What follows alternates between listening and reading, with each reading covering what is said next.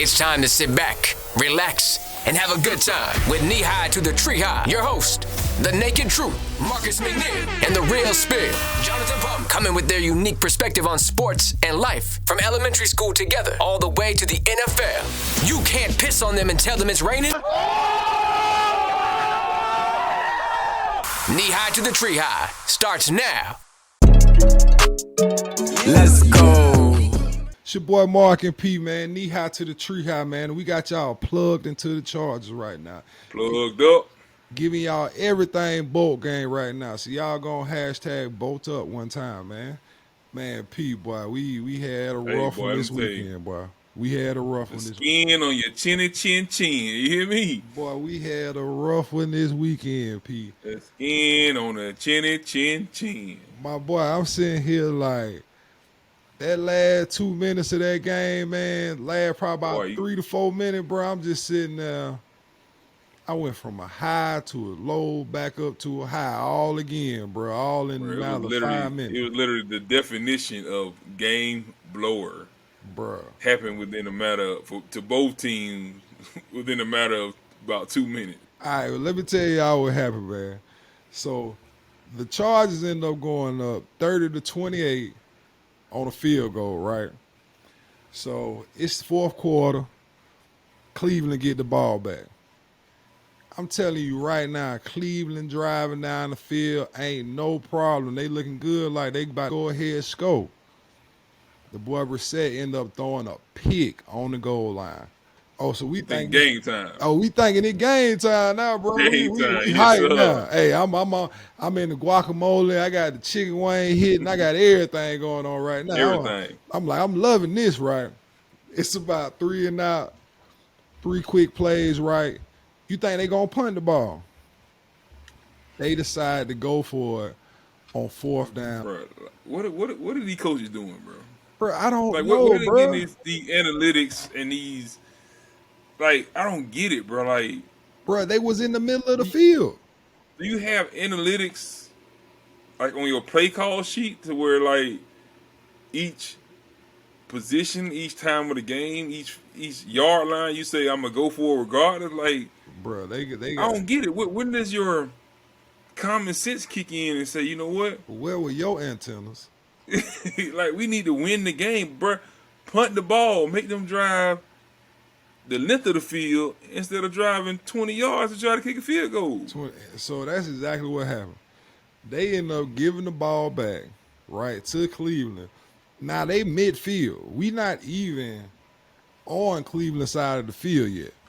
We get one penalty. One good penalty, you be in field goal range. We right there, right? So I don't know what the football guys had going on, but they decided that the day was not the day. Because Cleveland kicker bailed us all the way out. He choked. By missing. A.K.A. pissed down his leg. He pissed down his leg, missed the game-winning field goal, and we ride off into the sunset. Y'all ride off into the sunset. With like, the woo! dub, cuz. Thank you, God. Thank you, God. Like, hey, a dub. It's so bad. Like, what this whole what I say? thing, What I say? A dub is a dub. Is a dub. Hey. You right. Look, hey, I'm not knocking that. You know what I mean? Y'all got the dub by the skin on your chinny chin chin. Hey. But they basically they gave you the game, and y'all gave them the game, and then they turned around and gave it right back to it. It's like, hey, y'all take this back to L.A. with y'all. Yeah. You know what I'm saying? We appreciate y'all coming out here. I mean, it makes zero sense to go for it at that point. Like, I mean, 4th and inches maybe. It makes zero sense though. 50-yard line. For you to go for it, like, when you can punt them down inside, they'll probably put them inside the 10. Yeah. Possibly inside the 10, and now you got a good defense. You got to drive the whole length of the field. You know what I'm saying? To at least, like, you at least got to drive. What, about 60 yards? 65 yards for the field goal. It just gives you room for error. Like, it might be a bogus call. You know what I'm saying? Even with the bogus call with the Falcons and Tom Brady, like, you never know what the ref might call. But if you make them driving 60 yards, there's not many 60-yard penalties out there. I can only think of one, which is pass interference, if it happened to be 60 yards down the field. Yeah. There's not many of those penalties. So even if you get a little holding penalty or a roughing the passer penalty, like they still are far outside of field goal range. Now they got time to settle back down and the defense can kick in and still stop them. But at the 50, for a run false move, we in field goal range. Yeah, bro. I mean, I just don't. I like you To say, win the game. Like you say, I don't understand the analytics behind that part, because like everything in my coaching spider senses would have told me, all right, we're gonna kick this ball, pin them back. Hey, defense, let's get ready to go out there and get out them. You know what I'm saying? Mm-hmm. Like point blank, period. Hey, bro. But that ain't gonna sustain it though, bro. You know that. Crazy call like that, man. It just seems like coaches these days are quicker to make those calls. Think about, are we going for it on fourth down or are we going to play field position? It's like the coaches these days almost feel like, oh, this is my moment. Yeah. And I'll say this for Staley, right? Making that call, they had Mike Williams matched up against the third-round rookie. So, and he had just made 2 big boy catches on him. So it's like you almost probably feel like it's guaranteed. Yeah, I might be a little bit quicker to roll the dice, especially knowing what I got with like Justin Herbert and Mike Williams. Bro, you kicking that ball, bro. Absolutely, I'm kicking the ball, but I'm talking about Staley now. This Trying ain't to play, me. there you go, trying to find that silver lining. Bro, I'm just saying what he probably thinking. Right, I'm not biased to what's going on. I can see. Trying to find that silver lining, bro. I can see with my 2 eyes what's going on, bro. I can see. I saw him do it. You know, if he makes that play, now we go ahead and he's a hero, right? He's a hero. Nobody says anything, but guess what? Man, I don't want to hear that, man. You can call me conservative, you can call me whatever, but I'm trying to get these W's, man. And you gonna do that with the field position guy. That's the strongest analytic I have is common sense. I don't care what numbers say. Common sense is telling me 60 yards is longer than 20 yards. So I'm going to take my chance. I'm going to make them go 60 yards. 60. That's as easy. Like, to me, it's a slap in the defense face. I mean, you can take it how you want to take it. You can actually say, okay, well, I'm confident in my defense, so if we don't get it, I'm confident that they will stop them on a short field. Or you can say, I'm not confident that my defense will stop anybody, so I want to make sure the offense keep the ball and run the clock out. Yeah. So it depends on what side of the coin you want to flip it. But I'm always flipping on the side of you can't trust your defense making calls like that. You can't. It's a call that I'm pretty sure Staley would love to take back to go ahead and, put his defense back on the field. From a player's perspective, there's a difference when you step out on that field and you backed up and the goal line's right behind your back. Yeah. Compared to being at midfield and you seeing the goal line right there.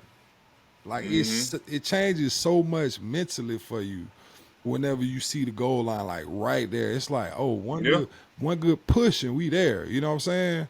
But when you backed up and you backed up on like the 2-yard line and you look at them whole 98, you like, man, boy, it about to be a long drive right here. About to be a long drive. You know what I'm saying? So you put that type of pressure on them to drive 98 on top of having the clock running and working against them. You putting a lot of pressure on that offense to go out there and perform. Even if they get down there, I'm pretty sure they might have to use all the timeouts. Then you put them in a rushed situation to where the kicker has to rush on the field and kick a field goal. So I'm taking those odds any day. You know all the analytics is telling me, guess what? We need to go ahead and kick the ball. So just kick the ball, man. Play defense. Hey, listen, bro. I told you, D coaching nowadays, man. after a while they gonna just get rid of punting. It's gonna be a 4-down territory everywhere. I mean, right now I feel like the coaches are kind of like, I don't know, they like smoking guns right now, man. It's like all of them are so ready to pull the trigger on a 4th down play, to go for the game, or to go for 2. I'm seeing more of that, to go for 2, to get the win instead of going ahead and kicking the field goal and then playing it out that way. Like, it's like they're so ready to just go ahead and go for it. And I'm not sure how much longevity it is in coaches who kind of live and die by that seat.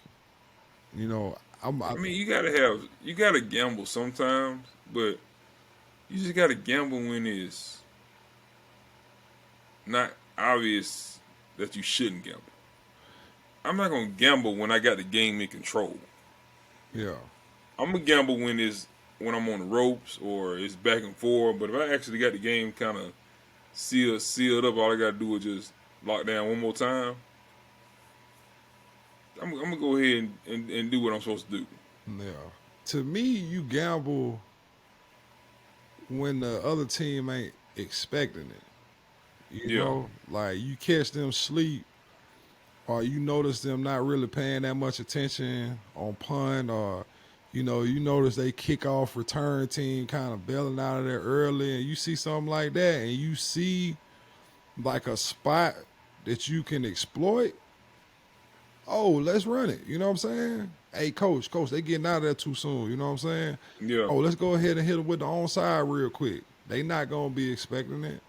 That's a play I'm not that hurt by. You know what I'm saying? Because even like say we do an onside kick and they do recover it, it's still on the other side of the field.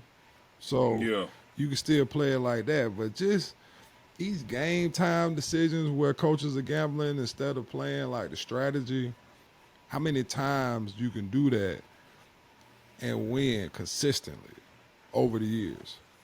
You won't. Now the jury's still out. We gotta see. We still won't gotta last long, that's for sure. The thing is, you got one dummy followed by another dummy. Monkey see, monkey do.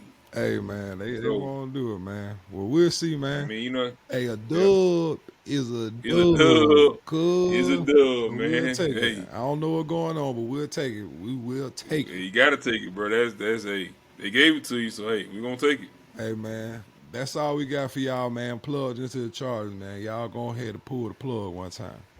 Yes, sir. All right, y'all. Y'all just finished watching the Knee High to the Tree High podcast. We hope you all enjoyed it.